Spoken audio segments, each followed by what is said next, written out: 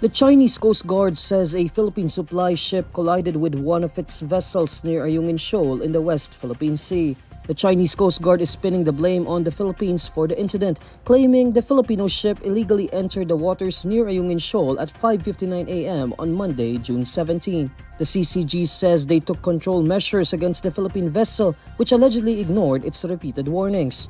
According to the Chinese Coast Guard, the Philippines has violated the international regulations for preventing collisions at sea. China also claims that the Philippines deliberately approached the Chinese ship in an unprofessional manner, causing a collision. The CCG claims the responsibility lies entirely with the Philippines. INQUIRER.net has sought the side of the armed forces of the Philippines regarding the latest incident, but it has yet to respond.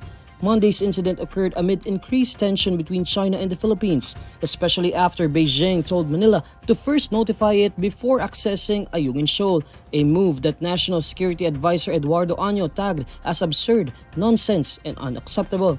Both countries have been embroiled in a territorial dispute as China has been claiming ownership over the majority of the South China Sea, including the West Philippine Sea, through its so-called 9-dash line, which it later amended to 10-dash line to incorporate Taiwan. However, a July 2016 International Tribunal ruling that stemmed from an arbitral case filed by the Philippines in 2013 invalidated China's assertions.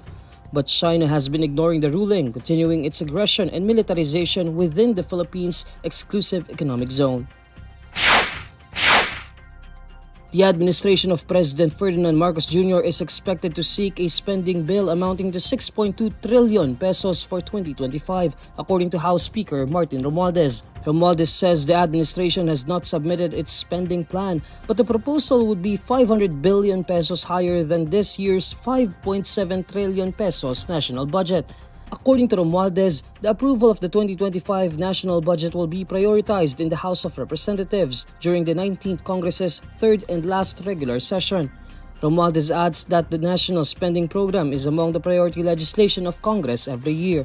The 19th Congress is scheduled to start its third and last session on July 22 before the President's third State of the Nation address. The Constitution requires that the budget be the primary task of both houses of Congress. One of the two overseas Filipino workers earlier listed in critical condition after a fire broke out in a residential building in Kuwait is now on the road to recovery, according to the Department of Migrant Workers. In an interview, Migrant Workers Secretary Hans Kakdak says the OFW is now recovering after being moved to the ward from the intensive care unit of the hospital. Meanwhile, Kakdak adds that the other OFW in critical care is still in the ICU.